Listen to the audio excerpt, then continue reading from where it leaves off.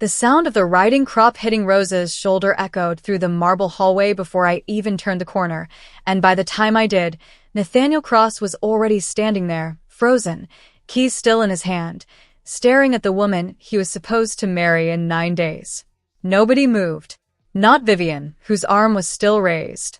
Not Rosa, who was pressed against the wall with her hand covering her cheek. Not me, standing at the edge of the hallway with a folder full of numbers that were about to end everything Vivian had built over the last 3 years.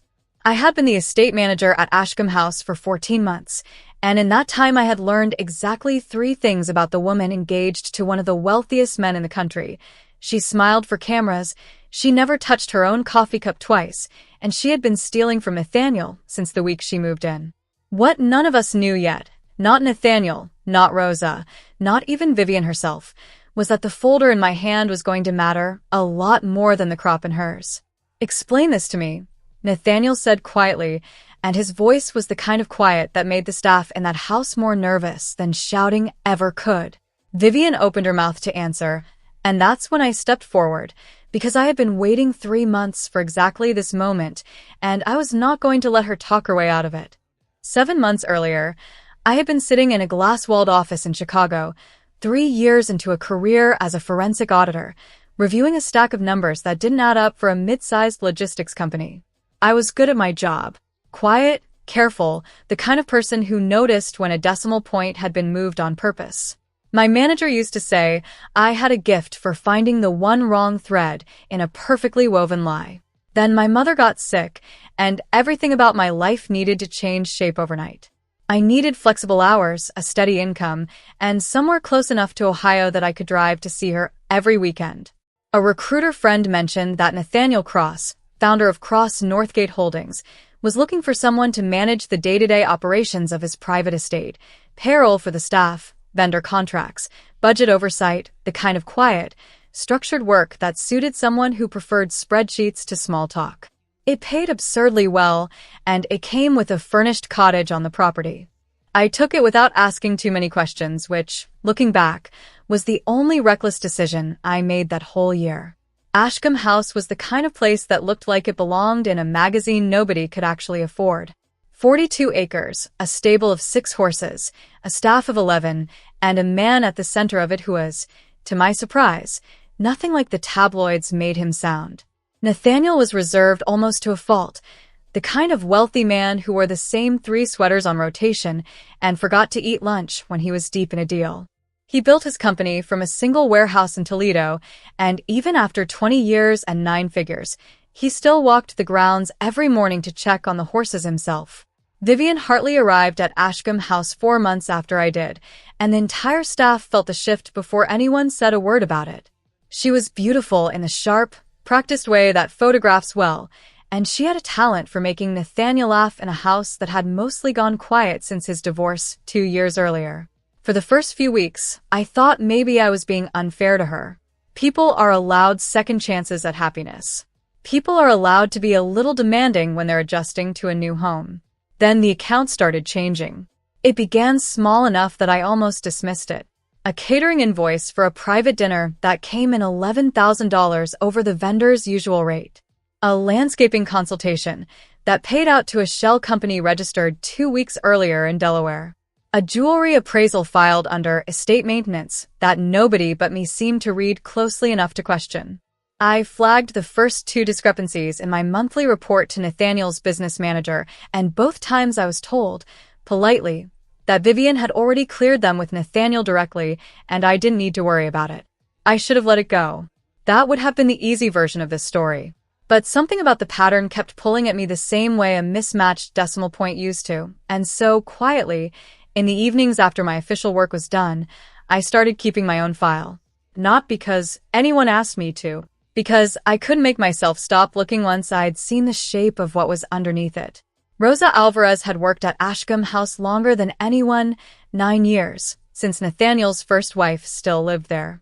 She was 53, soft-spoken, fiercely proud of her work, and the only person on staff who treated me like a person instead of an employment category the week I arrived, grieving and exhausted and barely holding my life together. She brought me soup twice that first month without ever mentioning it again. She was the closest thing I had to family in that house, and she was also, I would come to learn, the one person standing directly in Vivian's way.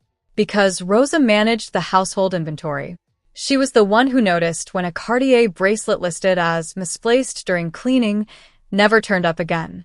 She was the one who quietly asked me, in the pantry, if it was normal for cash withdrawals from the household account to triple in a single quarter. She didn't have my training, but she had 9 years of knowing every object in that house by heart, and Vivian, I would later understand, knew exactly how dangerous that made her. The tension between them had been building for weeks before that afternoon in the hallway. Small things. Vivian accusing Rosa of moving a necklace that Vivian herself had left at a hotel in Aspen. Vivian implying, in front of guests, that Rosa's English wasn't good enough to be trusted with correspondence. Rosa never fought back. She just kept working, kept watching, kept quietly telling me things that confirmed, piece by piece, that the woman about to become the lady of Ashcombe House was building an entire second life on money that wasn't hers.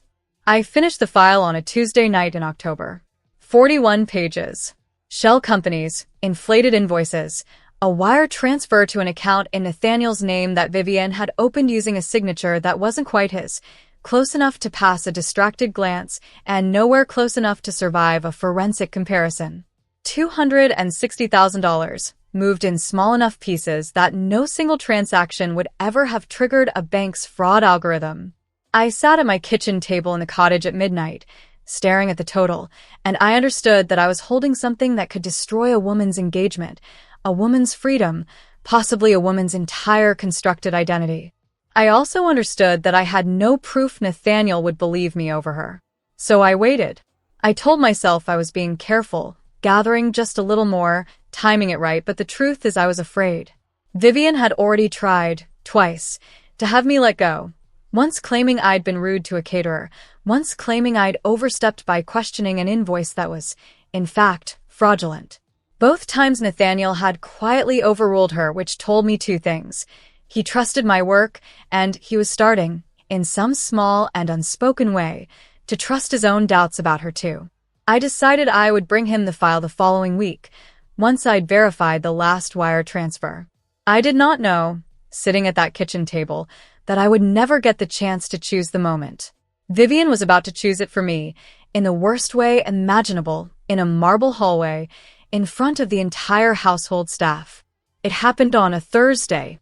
Rosa had been polishing the frames in the east hallway, a task she'd done 1,000 times, when she noticed a jewelry box sitting open on the side table, the same rosewood box that had once held the missing Cartier bracelet. Rosa, out of habit more than suspicion, moved it to close it properly, the way she'd been trained to handle every object in that house for 9 years. Vivian came around the corner at that exact moment and saw Rosa's hand on the box. I wasn't there for the first 30 seconds of what happened next, but 3 other staff members were, and their accounts matched almost word for word. Vivian didn't ask what Rosa was doing. She didn't give her a chance to explain. She grabbed the riding crop she'd been carrying back from the stables. Nathaniel had bought it for her as a gift the month before, engraved with her initials, a detail that would matter enormously later, and she struck Rosa across the shoulder before anyone could stop her, screaming that she was tired of being robbed by people who were supposed to be beneath suspicion. I heard the second strike from the far end of the hallway, and I was running before I even finished processing the sound. I turned the corner with my file still in my hand. I'd been on my way to the study to finally show Nathaniel the numbers, an accident of timing I will be grateful for as long as I live, and I saw Rosa flinching against the wall, her hand pressed to her face, and Vivian's arm already rising a third time. Nathaniel arrived from the opposite direction at almost the same second I did. He must have heard it from the front hall. And for one full, unbearable moment, he simply stood there, keys still in his hand, staring at the woman he was going to marry in 9 days, as if his mind physically could not assemble what his eyes were showing him. "Explain this to me," he said, and I have never heard a voice go that quiet and that cold at the same time. Vivian's expression shifted instantly, the way it always did in front of him, softening into something wounded and reasonable. She was going through my jewelry, Nathaniel. Again. I've told you for months, and no one listens to me. She was closing a box that was left open, I said, and every head in that hallway turned toward me. I hadn't planned to say it like that, in front of everyone, with no preamble. But watching Rosa's hand shake as she lowered it from her cheek, I understood that there was no version of this where I stayed quiet and still respected myself afterward. I have proof, I said, and I held up the folder. Not about the box. About everything else.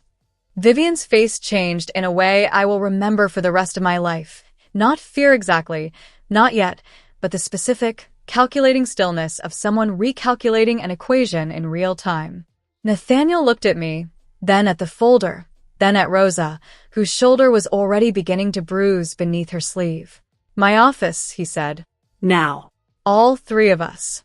We walked there in silence, Rosa trailing slightly behind, pressing an ice pack one of the kitchen staff had quickly handed her against her arm.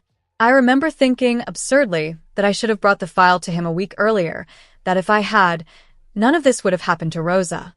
I have made peace with that guilt since then, but it took a long time. In the study, I laid out the file page by page on his desk. The shell company registered in Delaware, the inflated catering invoice, the jewelry appraisal that didn't match any jewelry Vivian had actually purchased, and finally, the forged signature on the wire transfer authorization, which I had compared side by side with 3 verified samples of Nathaniel's actual signature from contracts he'd signed that same month. Forensic accounting had taught me that people rarely lie well under pressure when the evidence is laid out visually, in a straight, undeniable line. Vivian was no exception. This is insane, she said, but her voice had lost the wounded softness from the hallway. You've been building some kind of file on me? Watching me? Do you understand how that looks? I understand exactly how it looks, I said. It looks like $260,000 moved out of Nathaniel's household account over 5 months, using a signature that isn't his. Nathaniel hadn't said a word since we entered the study. He was staring down at the wire transfer authorization, at the signature that was close enough to his own that a bank clerk would never question it, and I watched something in his face settle into a kind of exhausted certainty, the look of a man confirming a suspicion he'd been too hopeful to name out loud. Get the head of security, he said finally, not looking up, and call Rosa's doctor. I want her seen today, not tomorrow. Vivian must have realized, in that moment, that the version of events where she talked her way out of this had already closed. She reached for a different strategy entirely. Fine, she said, straightening. Fine. You want to talk about proof? Ask your precious estate manager why she's really here. Ask her why a forensic accountant is suddenly polishing your household budget for half of what she used to make in Chicago. People don't take pay cuts like that for no reason, Nathaniel. Maybe you should be looking a lot closer to home before you believe every number she puts in front of you. It was a strange thing to feel, standing in that study, genuine surprise that she'd chosen that particular weapon and a colder, steadier certainty underneath it that it wouldn't work. Nathaniel already knew why I'd taken the job. I had told him myself, in my second week, over a conversation about my mother's diagnosis that I hadn't planned to have with my employer, but that had come out anyway, late one evening when he found me crying quietly in the estate office and simply sat down and asked what was wrong instead of walking away. I know why she's here, he said.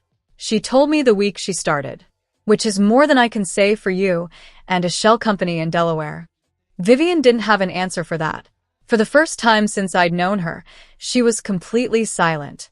The weeks that followed moved faster than I expected. Nathaniel's head of security, a retired federal agent named Marcus who took the file apart line by line over a single weekend, confirmed everything within it, and found 2 more shell entities I hadn't caught, bringing the total closer to $310,000. Vivian's engagement ring came off before the police report was even filed, though it was Nathaniel who insisted on the report. Not for revenge, he told me later, but because he'd learned, watching her operate for 3 years, that women like Vivian only truly stopped when the consequences became impossible to negotiate around. She tried, of course. She hired a lawyer who argued that the transfers were informal household adjustments she'd been authorized to make verbally. She tried to paint Rosa's incident as a misunderstanding blown out of proportion by jealous staff. But Marcus had pulled the estate's security footage from the hallway, which showed with total clarity what had actually happened, and 3 staff members were willing to testify to the pattern of behavior that preceded it. The Delaware Shell Company's registration records, once subpoenaed, listed a forwarding address that traced back to an apartment Vivian had quietly kept in Columbus the entire time she'd been living at Ashcombe House, an apartment, it turned out, she'd been slowly furnishing and stocking with the stolen funds, preparing, investigators believed, for an exit she intended to make on her own terms, with Nathaniel's money and none of Nathaniel. I testified when it went to a hearing. So did Rosa, her arm long healed but her voice steady in a way that made the room go quiet when she spoke. She didn't ask for sympathy. She simply described what happened, in plain, careful sentences, and let the facts do what facts do when nobody's trying to soften them. Vivian pled to a reduced set of charges 8 months later, wire fraud and forgery, avoiding the assault charge from the hallway only because Rosa, in the end, chose not to pursue it separately, telling me quietly afterward that watching Vivian lose everything she'd built her identity around was justice enough for her, and that she didn't want to spend another year of her life sitting in courtrooms for a woman who wasn't worth it. I understood that completely. Rosa had always known exactly what she wanted, and what she wanted, more than punishment, was her life back, undisturbed and unwatched. Nathaniel changed in ways that were quiet but real.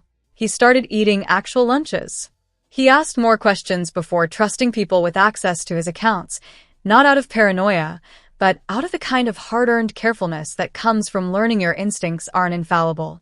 He gave Rosa an extended paid leave she didn't ask for and a raise she absolutely deserved, and when she came back, he made sure every member of the staff knew that her word carried the same weight in that house as his own. As for me, I stayed at Ashcombe House for another year, though the job shifted in ways I hadn't expected. Nathaniel asked me, a few months after everything settled, if I'd be willing to formalize an internal financial oversight role for his broader holdings, something between what I used to do in Chicago and what I'd stumbled into at the estate. It came with a salary that matched, then eventually exceeded, what I'd left behind. I said yes, not because of the money, though I won't pretend that didn't matter, but because for the first time since my mother got sick, I felt like the two halves of my life, the careful, detail-obsessed professional and the person willing to sit with someone in their worst moment, had finally stopped competing with each other. My mother passed away the following spring, peacefully, with me beside her, and Rosa drove 4 hours to sit with me the night after the funeral, bringing soup again, the same as she had the week I arrived at Ashcombe House with nothing but a suitcase and a folder of grief I didn't know how to carry yet. I think about that circle sometimes. How the same woman who fed me on my worst week ended up being the reason I found the courage to finally hand Nathaniel that file, and how the file that could have cost me my job ended up giving both of us back, something we didn't know we'd lost. I still keep a copy of that original 41-page file, tucked in a drawer I rarely open. Not out of pride, exactly. More as a reminder that the quiet, careful work nobody applauds in the moment is very often the work that ends up mattering the most. That justice, real justice, rarely arrives with shouting or spectacle. Most of the time it arrives exactly the way it did in that hallway, quietly, in a folder, in the hands of someone who simply refused to stop looking until the numbers finally told the truth.